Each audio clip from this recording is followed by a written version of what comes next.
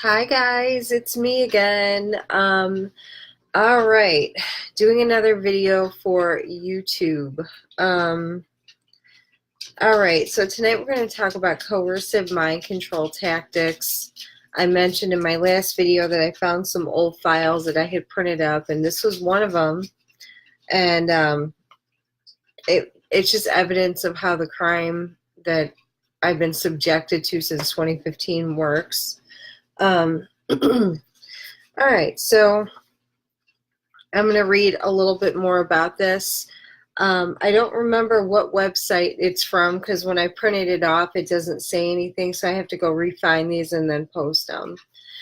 All right, guys. So, all right. Today, mind control or brainwashing in academia is commonly referred to as coercive persuasion, coercive psychological systems, or coercive influence.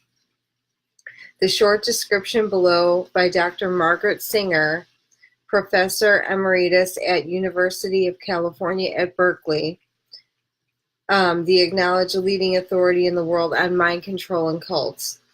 Coercion is defined by the American Heritage Dictionary as to force to act or think in a certain manner, to dominate, restrain, or control by force, to bring about by force. Coercive psychological systems are behavioral change programs which use psychological force in a coercive way to cause the learning and adoption of an ideology or designed set of beliefs, ideas, attitudes, or behaviors. The essential strategy used by the operators of these programs is to systematically select, sequence, and coordinate many different types of coercive influence, anxiety, and stress-producing tactics over a continuous period of time. In such a program, the subject is forced to adapt to a series of tiny, invisible steps. Each tiny step is designed to be sufficiently small so the subject will not notice the changes in themselves or identify the coercive nature of the processes being used. The subject of these tactics do not become aware of the hidden organizational purpose of the coercive psychological program until much later, if ever. These tactics are usually applied in a group setting by well-intentioned but deceived friends and allies of the victim. Hold on, Edgar.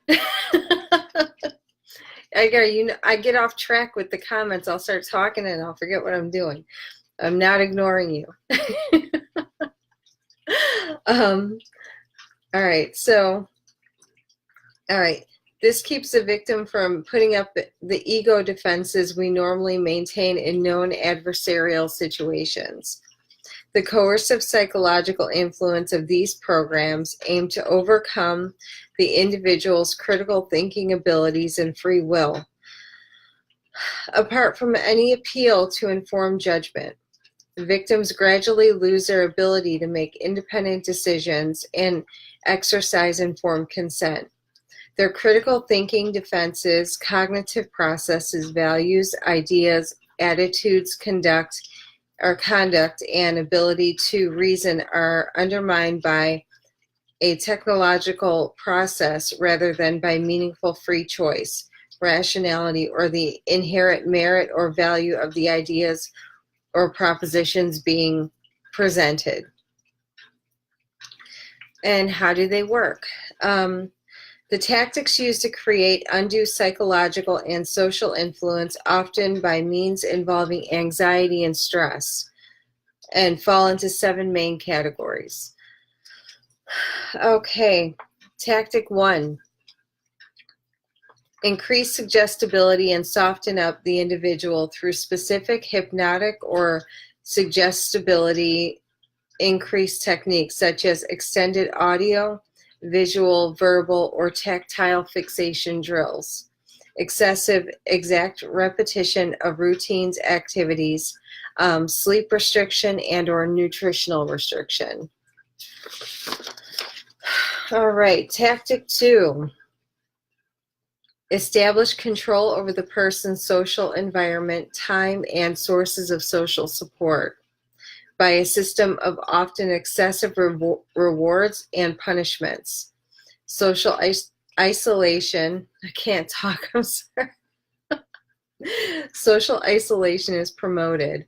Contact with family and friends is abridged, as is contact with persons who do not share group-approved attitudes.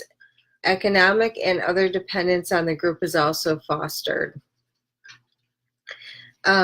Tactic 3, prohibit disconfirming information and non-supportive opinions in group communication.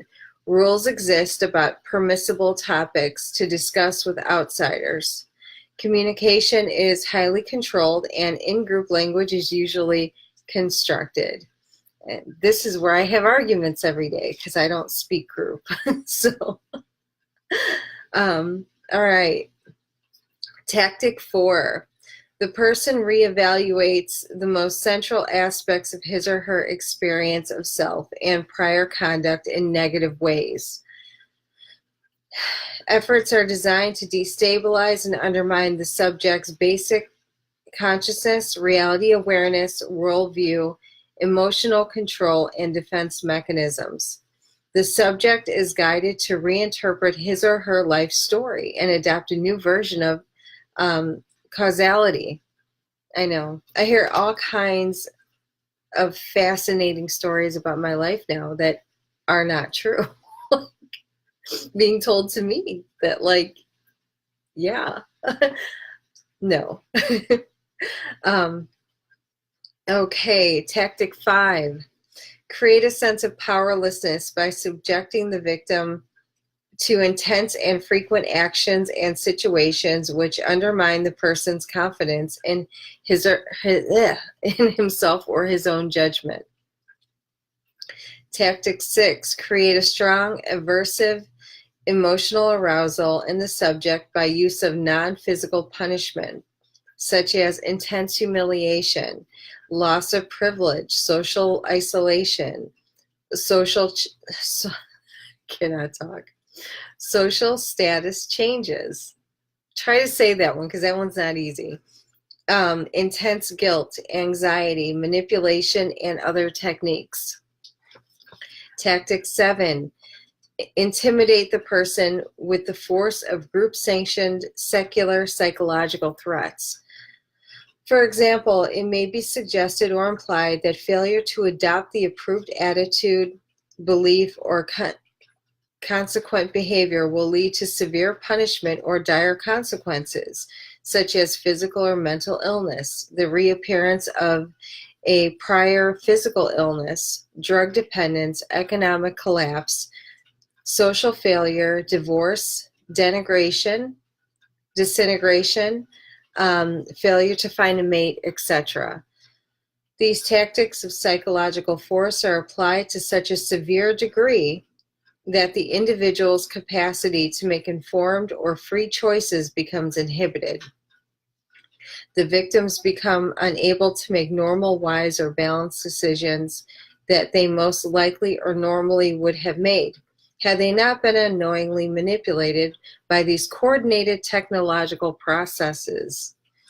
The cumulative effect of these processes can be an even more physical form of undue influence than pain, torture, drugs, or the use of physical force and physical and legal threats. Okay, how does coercive psychological persuasion differ from other kinds of influence? Coercive psychological systems are distinguished from benign social learning or peaceful persuasion by the specific conditions under which they are conducted. These conditions include the type and number of coercive psychological tactics used, the severity of environmental and interpersonal manipulation, and the amount of psychological force employed to suppress particular unwanted behaviors and to train desired behaviors. Coercive force is traditionally visualized in physical terms. In this form, it is easy easily definable, clear-cut, and unambiguous. Coercive psychological force, unfortunately, has not been easy to see and define. The law has been ahead of the physical sciences in that it has allowed that coercion need not involve physical force. It has recognized that an individual can be threatened and coerced psychologically by what he or she perceives to be dangerous, not necessarily by that which is dangerous. Law has recognized that even the threatened action need not be physical. Threats of economic loss, social ostracism, and ridicule, among other things, are all recognized by law in varying contexts as coercive psychological forces. Why are coercive psychological systems harmful? Coercive psychological systems violate our most fundamental concepts of basic human rights. They violate the rights of individuals that are guaranteed by the First Amendment to the United States Constitution and affirmed by the declarations of the principle worldwide. By confusing, intimidating, or silencing their victims or witnesses, throw that one in. Those who profit from these systems evade exposure and prosecution for actions recognized as harmful and which are illegal in most countries, such as fraud, false imprisonment, undue influence, involuntary servitude, intentional infliction of emotional distress, outrageous conduct, and other torturous acts. All right, so that was, I'm going to find the link to this. I have to search the link for that article, and I'll post it later. And then I have one last one, really quick. Mind control warning signs. Some say that there are as many as 5,000 religious groups in America preying on the weak and vulnerable, with 5 to 7 million victims and 180,000 new recruits every year. Learn the warning signs of dangerous groups before you become a victim. This is from the Rick Ross Institute. Although I just heard something not great about that, but whatever, it's a good article. So, tools of mind control. Control the environment. Loved ones are cut off from family, no communication. Number 2, break down sense of self, break down the sense of self-esteem. Literally attack them as individuals on the basis that they are wrong and the group is right. All the time. Instill a new sense of identity. The new identity is reinforced by the group environment where you get no feedback except from other members who tell you that they understand the right behavior and the right way of being. Isolate the victim. Cut off the outside world. Fear keeps them trapped inside the environment of the group. Warning signs of a potentially harmful group or cult leader. Number 1, totalitarian, absolute authoritarianism without meaningful accountability. Number 2, little tolerance, no place for questions or critical inquiry. Number 3, unreasonable fears. Unreasonable fear about the outside world, such as impending catastrophe, evil conspiracies, and persecutions.